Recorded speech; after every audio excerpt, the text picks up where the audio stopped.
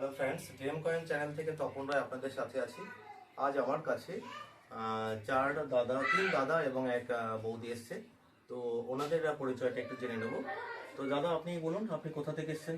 Chakdah Balia Balia high স্কুলের পাশে আমার বাড়ি। তো আপনি আমার ভিডিও কতদিন ধরে দেখছেন? অনেকদিন ধরে দেখছি। আর কথা হচ্ছিল প্রায় 2 মাস ধরে, না? আগেও সময় আমার কাজ ছিল বাড়িতে, আগে রাখা হয় না, অবশ্যই। সেই জন্য কদিন তো কথা বলে আসি। তা মোটামুটি আপনি এখানে এসে কিরকম দেখলেন? কি আপনার যে কোনো মানুষ যারা আপনার কয়েন এবং ওল্ড নোট বিক্রি করতে চায় তারা আসতে পারে তো? হ্যাঁ হ্যাঁ, এবং কোনো সংশয় নেই। হ্যাঁ, আশা কোনো সমস্যা হ্যাঁ, নেই, একবার রাস্তা চিনলে মোটামুটি একদম। এবং আপনি তো এসছেন শ্যামনগর হয়ে। হ্যাঁ, শ্যামনগর। আর শ্যামনগর হয়ে যারা আসবেন তাদেরকে আমি ভিডিওতে লোকেশনটা বলে দিচ্ছি।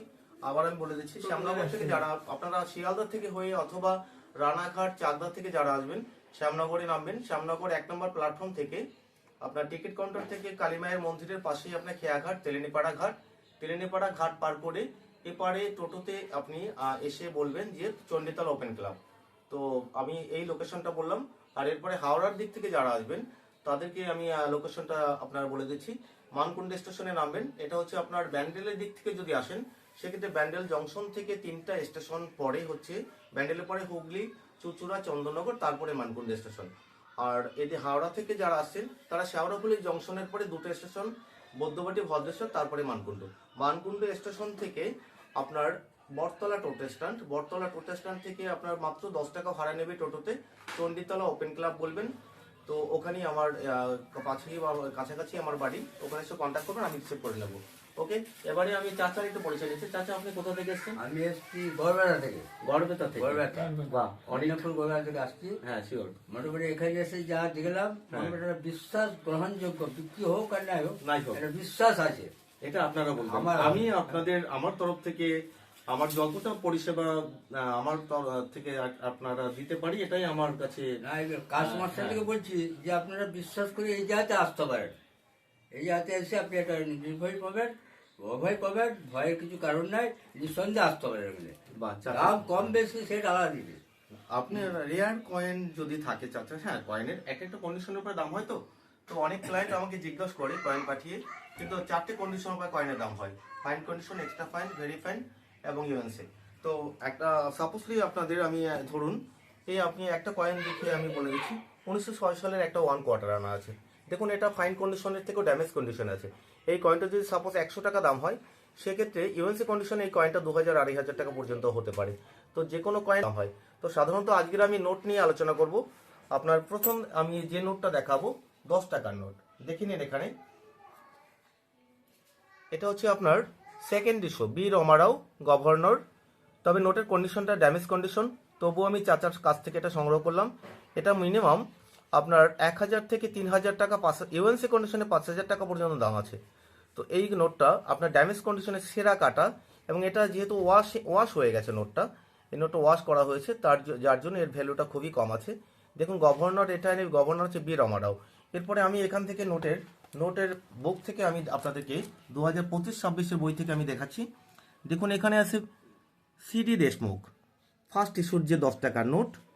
দেখে নিন, এখানে ফার্স্ট ইস্যু সিডি দেশমুখের এই নোটটা হচ্ছে আপনার সব থেকে ভ্যালুয়েবল এবং রেয়ার নোট। এই নোটটা আপনার ইউএনসি কন্ডিশনে বুক প্রাইস দেওয়া আছে, দেখে নিন। তবে এখানে বিষয় হচ্ছে ইনসাইড এবং প্রেফিক্স দুটোই মিলতে হবে। এই দেখুন, ইনসাইড প্রেফিক্স, এখানে প্রেফিক্স আছে এ এবং আপনার স্টার, এরপরে স্টার থাকবে, তারপরে আপনার সিরিয়াল নাম্বারটা থাকবে এখানে।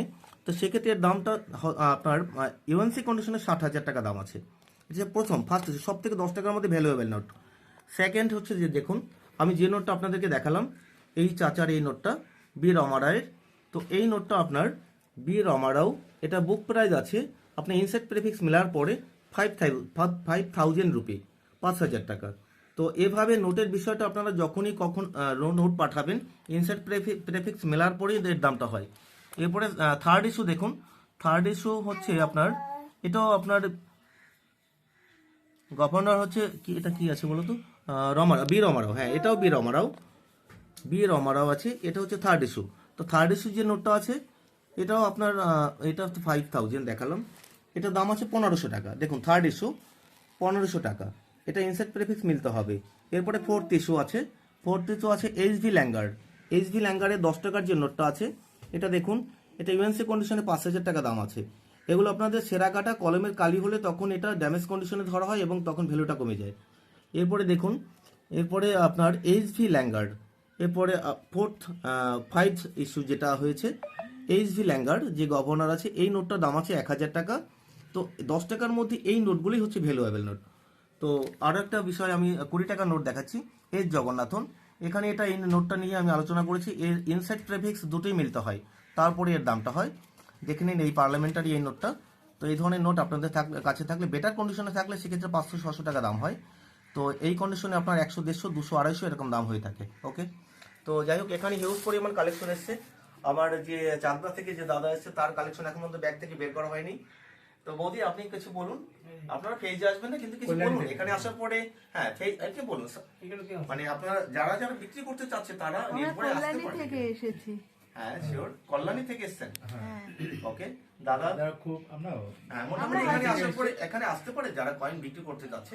খুব ভালোভাবেই আসতে পারে দাদা, আমাদের খুবই কোনো আসতে বিশ্বস্ত লোক। অসুবিধা হয়নি তো, হ্যাঁ আমরা তো একবারই চলে চলে এসেছি। এসেছেন, হ্যাঁ ঠিক শিওর। দাদা আর খুবই আমি বিশ্বস্ত চেষ্টা লোক। করি প্রতিটা কয়েন ধরে ধরে হ্যাঁ। দেখার, কারণ আপনার এই কমন কয়েনের মাঝে একটা দামি কয়েন লুকিয়ে থাকতে পারে। আমার ওই হ্যাঁ। একটা আলাদা করে। অবশ্যই আপনার কি আছে জানি, আমার ওই যে ও চারটে এই আপনার এটা, হ্যাঁ এখানে এই যে আলাদা করা আছে। হ্যাঁ। এই ওকে, ঠিক আছে। আরো তো আছে এখানে।